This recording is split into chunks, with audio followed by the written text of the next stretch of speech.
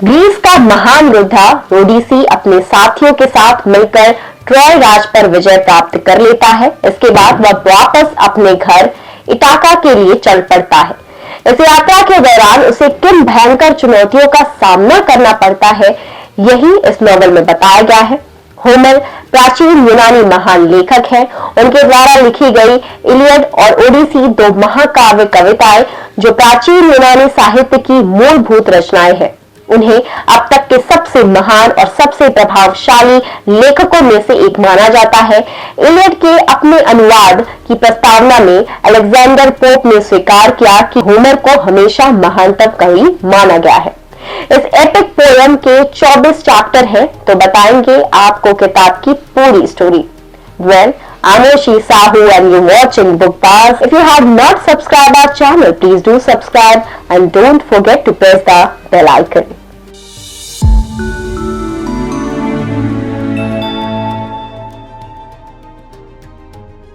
एक बार की बात है, ग्रीस राज्य की लड़ाई ट्रॉय नाम के देश से होती है। इस लड़ाई को ट्रोजन वॉर कहा जाता है और यह 10 साल तक चलती है। ट्रोजन वॉर की पूरी कहानी आप होमर के पहले महाकाव्य इलाइड में पढ़ सकते हैं।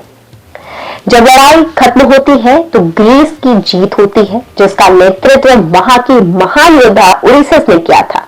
इसके बाद उलिसेस अपने लोगों के साथ जहाजों में बैठता है और वापस अपने घर इटाका के लिए रवाना हो जाता है।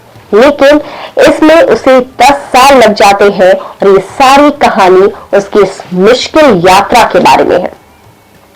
ट्रोजन वॉर को खत्म हुए 10 साल हो चुके थे, लेकिन अभी भी उलिसेस अपने घर इटाका नहीं पहुंचता। 20 साल का बेटा टेलेमाचस अपनी मां पेनेलोप के साथ रहता था, लेकिन उसके घर पर 108 लोग ने डेरा जमा रखा था और उनका भोजन पानी खत्म कर रहे थे। इन सब 108 स्वीटर्स ने मान लिया था कि उलिसेस की मृत्यु हो चुकी है। अब वे चाहते हैं कि पेनेलोप उनमें से किसी एक के साथ शादी कर ले, लेकिन पेनेलोप अपने पति के प्रति वफादार थी। उसे पूरी उम्मीद थी कि उसका पति उलिसेस अभी जिंदा है और एक न एक दिन घर जरूर आएगा, इसलिए वह कोई न कोई बहाना बनाकर उन्हें रोके हुए है। अन्यथा वहां मारकाट मचने की संभावना थी। टेलेमाचस भी अभी छोटा था और इन लोगों को रोकने में असमर्थ था।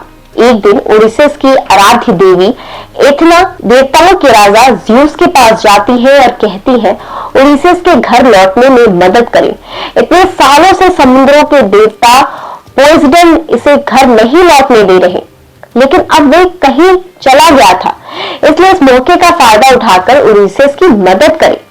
ज़्यूस इसके लिए मान जाता है और देवताओं के दूत हेरेनिस को कैलिप्सो नाम की देवी के आइलैंड पर भेज देता है। कैलिप्सो ने ओडियसिस को अपने आइलैंड पर पिछले 7 साल से बंदी बनाकर रखा हुआ था, क्योंकि वह उसके प्यार में पड़ गई थी। उधर एथना एक आदमी का भेष धारण करती है और इटाका जाती है।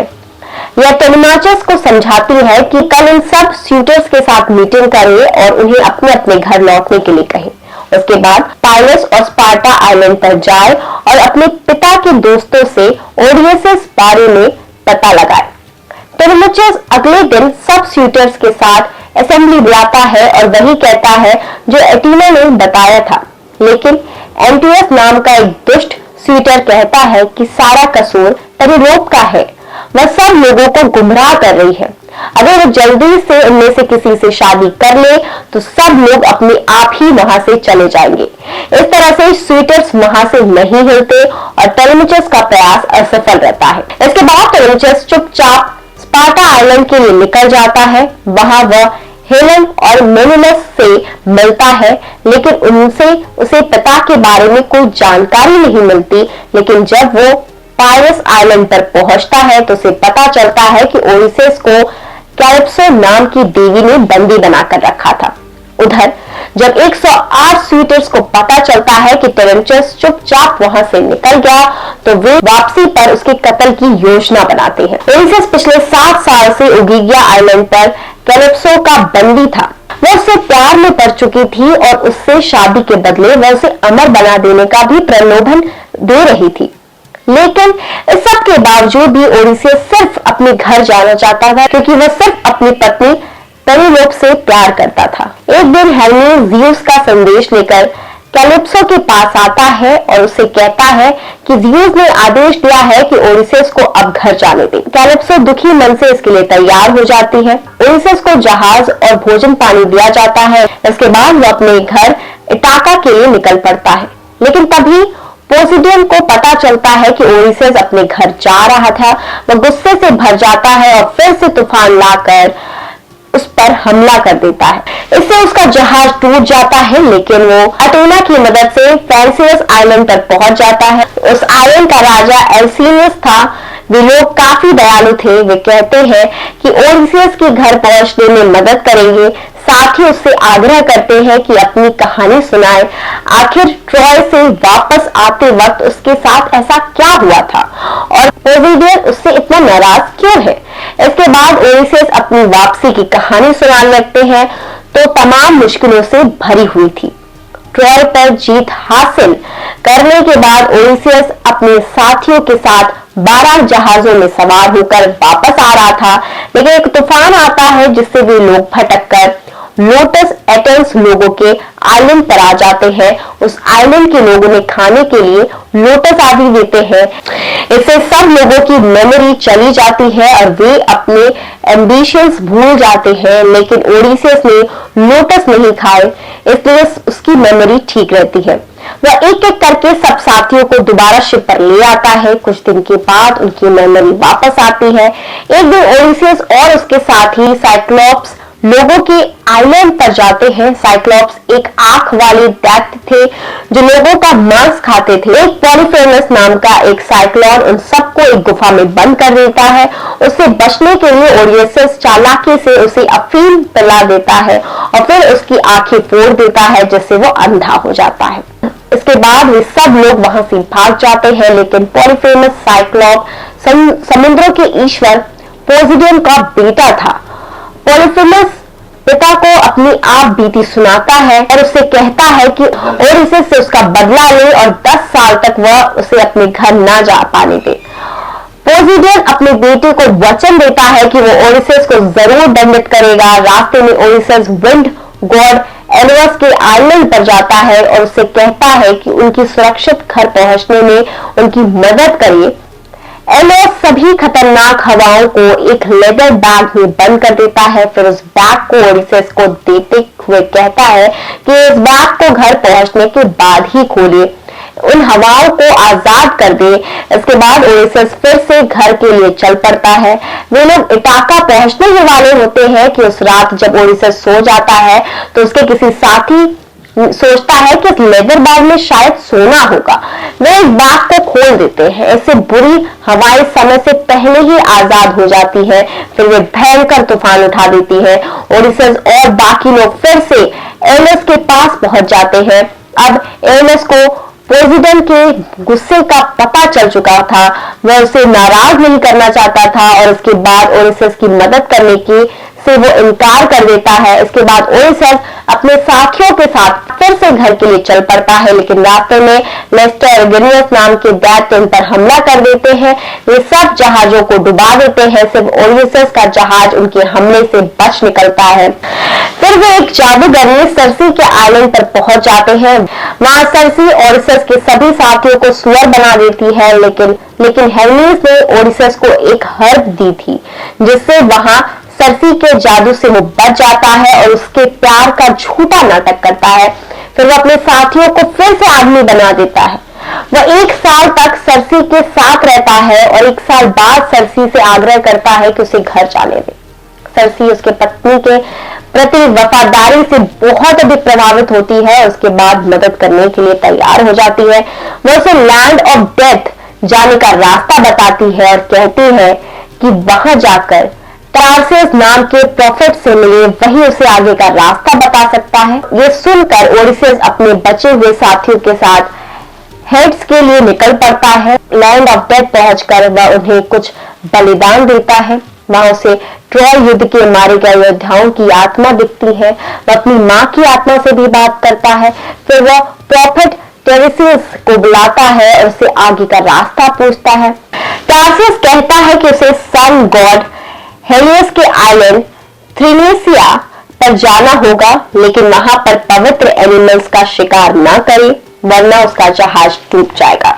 ये सब सुनकर वे थ्रानेसिया के लिए निकल पड़ते हैं, लेकिन रास्ते में साइरेंस का एरिया पड़ता है। वे अपने मधुर संगीत से सबको मंत्रमुग्ध कर देते थे, जिसके बाद सब लोग आत्महत्या कर लेते हैं। ओडिसेस अपने सब साथियों के कानों में वैक्स भरवा देता है ताकि वे साइरेंस के संगीत को ना सुन पाए, लेकिन खुद वह उनकी संगीत को सुनना चाहता था, इसलिए साथियों से कहता है कि उसे मस्तूल से बांध दे और अपने कानों में वैक्स नहीं डलवाता।